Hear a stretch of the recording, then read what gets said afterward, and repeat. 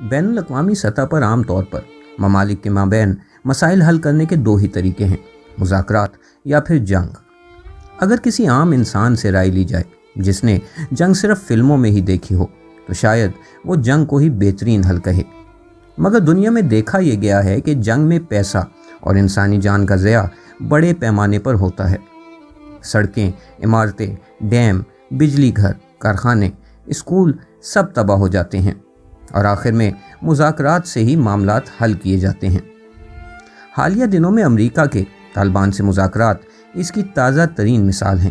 اسرائیل اور فلسطین کا مسئلہ بھی ایک ایسا مسئلہ ہے جس کو حل کرنے کے لیے مذاکرات اور جنگ دونوں تجربے کیے جا چکے ہیں، مگر یہ مسئلہ وقت گزرنے کے ساتھ ساتھ پیچیدہ سے پیچیدہ تر ہوئے جا رہا ہے۔ ایک حقیقت جس کو اکثر نظر انداز کر دیا جاتا ہے وہ یہ ہے کہ اسرائیل کے مظالم کے باعث فلسطینی عوام تو دن رات پس ہی رہی ہے، مگر اس تناؤ کے باعث اسرائیل بھی خود زیادہ خوش نہیں ہے۔ لگ بھگ آزاد کشمیر سے کچھ زیادہ رقبہ رکھنے والا ملک اسرائیل مسلسل حالت جنگ میں ہے۔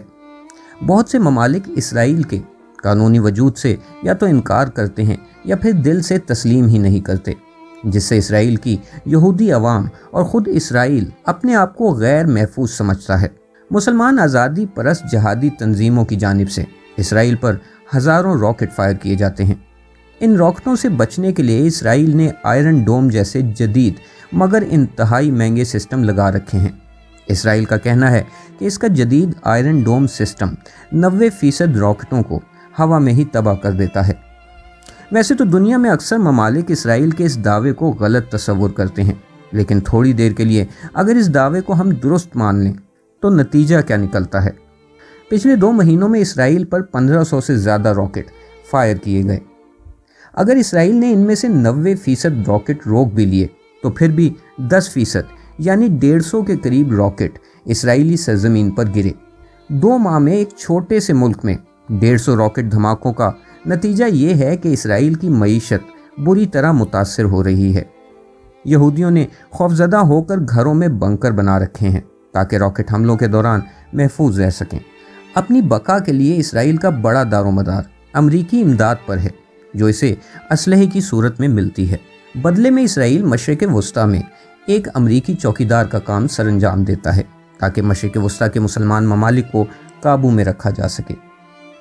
اسرائیل چاروں طرف سے مصیبت میں ہے اور اس کا بدلہ فلسطینیوں سے لیتا ہے اور مزید بدنام ہوتا جا رہا ہے۔ اب اصل سوال، کیا کسی کے پاس اس مسئلے کا حل موجود ہے؟ کیا اسرائیل یا مسلمان ممالک اس مسئلے کا حل چاہتے بھی ہیں؟ اگر مسئلے کا حل چاہتے بھی ہیں تو اس حل کو عملی جامہ پہنانا ان کے بس میں ہے بھی یا نہیں؟ ان تمام سوالوں کا سادہ سا جواب ہے نہیں۔ حل تقریباً ناممکن ہے۔ نہ تو کسی فریق کے پاس کوئی عملی حل ہے، نہ ہی کسی کی نیت۔ لیکن اس کی وجہ کیا ہے؟ تقریباً 1881 سے فلسطین پر خلافت عثمانیہ کا مکمل کنٹرول تھا۔ یہاں یہودی، عیسائی اور مسلمان امن سے رہ رہے تھے۔ پہلی جنگ عظیم میں برطانیہ نے واحد مسلمان سپر پاور یعنی خلافت عثمانیہ کے خلاف ایک سازش رچائی، جہاں ایک طرف تو برطانیہ نے آل سعود اور دوسرے عرب خاندانوں سے حکومتیں اور بادشاہتیں دینے کا وعدہ کر کے ان خاندانوں کی مدد کی اور عرب خطے میں خلافت عثمانیہ کی کمر توڑ دی۔ فلسطین میں بھی برطانیہ نے عرب افراد کو الگ ملک دینے کا وعدہ کیا اور یہودیوں کو ان کا الگ ملک دینے کا، مگر فلسطین میں خلافت عثمانیہ کو ہرانے اور اپنا راج قائم کرنے کے بعد برطانیہ اپنے وعدے سے مکر گیا۔ اسی دوران دوسری جنگ عظیم سے پہلے جرمنی میں یہودیوں کا قتل عام شروع ہو گیا اور جرمنی سے بھاگنے والے یہودی جوک در جوک فلسطین میں آ کر آباد ہونے لگے، جس سے اس علاقے میں یہودیوں کی تعداد اور الگ وطن کی خواہش مزید بڑھ گئی اور وہ برطانیہ کو اپنا وعدہ یاد دلانے لگے۔ دوسری طرف اس خطے کے عرب باشندے بھی برطانوی راج سے الگ وطن کی ڈیمانڈ کرنے لگے۔ برطانیہ فلسطین کا خطہ چھوڑنے پر تو تیار ہو گیا، مگر اس نے یہاں بھی وہی کام کیا جو اس نے کشمیر میں کیا تھا، یعنی فیصلہ عوام پر چھوڑ دیا کہ وہ کیا چاہتے ہیں۔ معاملہ پیچیدہ سے پیچیدہ ہوا تو 1947 میں UN نے 57% علاقہ یہودیوں کو دینے کا فیصلہ کیا اور 43% عرب مسلمانوں کو۔ مگر یہاں مسئلہ یہ ہے کہ عربوں کا موقف تھا کہ 100% علاقہ ہمارا ہے اور یہودی بھی سمجھتے تھے کہ 100% علاقے پر ان کا حق ہے، بالکل اسی طرح جیسے بھارت اور پاکستان 1 انچ کشمیر ایک دوسرے کو دینے کو تیار نہیں۔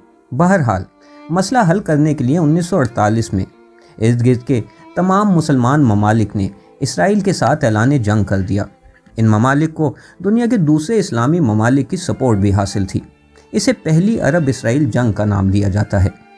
کچھ افراد کا خیال ہے کہ شاید اس جنگ کی بنیاد مذہبی تھی اور مسلمان ممالک فلسطینی مسلمانوں کو ان کا حق دلانا چاہتے تھے، مگر جنگ کے بعد کے حالات یہ بتاتے ہیں کہ جنگ خالصتاً سیاسی تھی اور مسلم یہودی اختلافات کی آڑ میں اصل مقصد فلسطینی رقبے کا حصول تھا۔ جنگ میں مغربی طاقتوں نے اسرائیل کا ساتھ دیا۔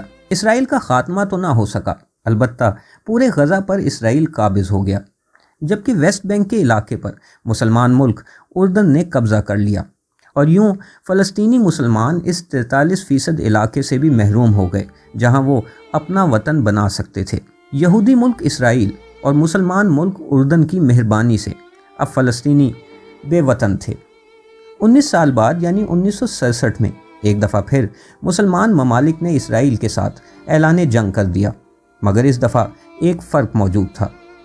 جہاں 19 سال تک مسلم ممالک میں بادشاہ اور ڈکٹیٹر اقتدار کے مزے لوٹتے رہے اور عیاشیوں میں مشغول رہے، وہاں 19 سال میں چھوٹا سا ملک اسرائیل جنگ کی بھرپور تیاری کر چکا تھا، کیونکہ انہیں معلوم تھا کہ اگر ان کے پاس سے اسرائیل چھن گیا تو انہیں دنیا میں رہنے کے لیے کوئی جگہ نہیں ملے گی، اور ان کا وہی حال کیا جائے گا جو ہٹلر نے جرمنی میں یہودیوں کا کیا تھا۔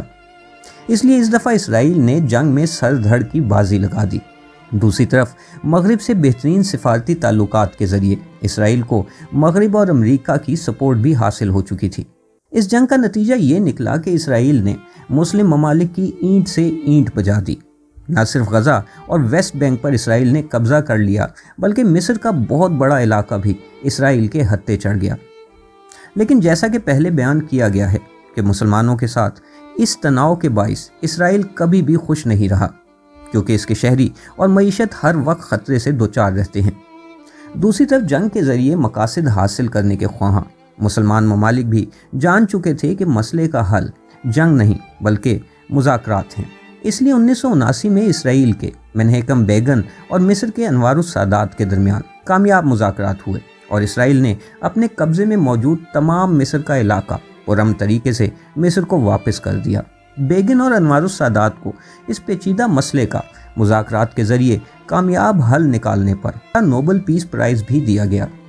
مگر اب یہاں پر انٹری ہوتی ہے ان جہادیوں کی جنہیں حکومتوں نے بچپن ہی سے سکھا دیا تھا کہ اسرائیل کا خاتمہ ان کا واحد مقصد ہے اور یہودیوں کا فلسطین کے 1 انچ رقبے پر بھی حق نہیں۔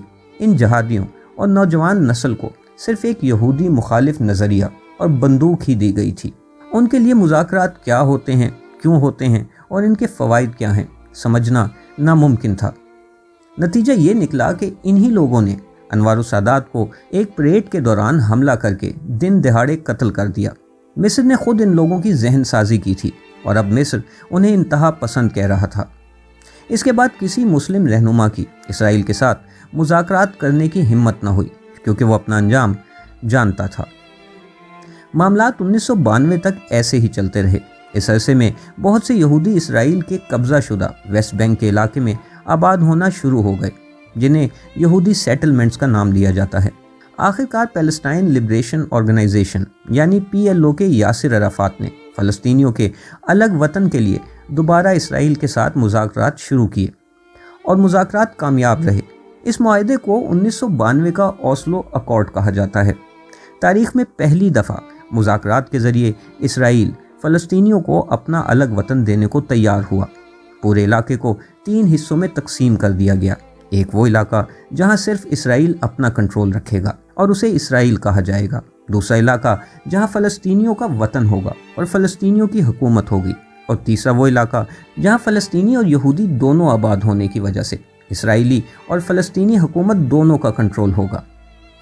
فلسطین کا مسئلہ کامیابی سے حل ہو چکا تھا۔ اس پیچیدہ مسئلے کو مذاکرات کے ذریعے کامیابی سے حل کرنے پر اسرائیلی یtzhak رابن اور فلسطینی یاسر عرفات کو امن کے نوبل پرائز سے نوازا گیا۔ मगर इस दफ़ा कहानी में इसराइली इंतहा पसंदों की एंट्री होती है, जिनको बचपन से सिखाया गया था कि फ़लस्तीनियों का इस ज़मीन के 1% हिस्से पर भी हक नहीं। नतीजा ये निकला कि इसराइल के यत्सिक रेबन को यहूदी इंतहा पसंदों ने दिन दहाड़े गोली मार के कत्ल कर दिया। दूसरी तरफ गजा में भी हमास जैसे गिरोह सर उठा लेते हैं। इन मुसलमान गिरोहों को भी यहूदियों को अपना वतन देने के लिए इलाका मुहैया करना पसंद नहीं आता। दूसरे ममालिक की मदद से हमास भी इसराइल के लिए दिन रात मसाइल पैदा करते हैं। इस कहानी की और भी बहुत सी तफसीलात हैं जो इस शॉर्ट वीडियो में बयान करना मुमकिन नहीं। सारी कहानी का नतीजा ये है कि दोनों साइड्स एक दूसरे को अपने वतन के लिए इलाका देने को तैयार नहीं। अगर जंग करते हैं तो एटमी हथियारों से लैस इसराइल मुसलमान ममालिक को बेइंतहा नुकसान पहुंचा सकता है। शायद बदले में उसकी अपनी आधी आबादी निस्त नाबूद हो जाए। अगर मुज़ाकरात करते हैं तो दोनों साइडों पर इंतहा पसंद अफराद सियासी लीडरों को मुश्किल में डाल देते हैं और बेकाबू हो जाते हैं। मुसलमान ममालिक में मौजूद बादशाह और डिक्टेटर्स सिर्फ और सिर्फ अपनी बादशाहतें और इक़्तिदार बचाने में मसरूफ़ हैं और उन्हें फ़लस्तीन और उसकी आवाम में कोई दिलचस्पी नहीं। ऐसे हालात में ना तो किसी के पास फ़लस्तीन के मसले का हल है, और अगर है तो उसको अमली जामा पहनाना नामुमकिन है। अगर आपको वीडियो पसंद आई हो तो वीडियो को लाइक करें, हमारा चैनल सब्सक्राइब करें और कमेंट्स में हमें ये भी बताएं कि क्या वाकई आपके जहन में फ़लस्तीन के मसले का कोई हल मौजूद है।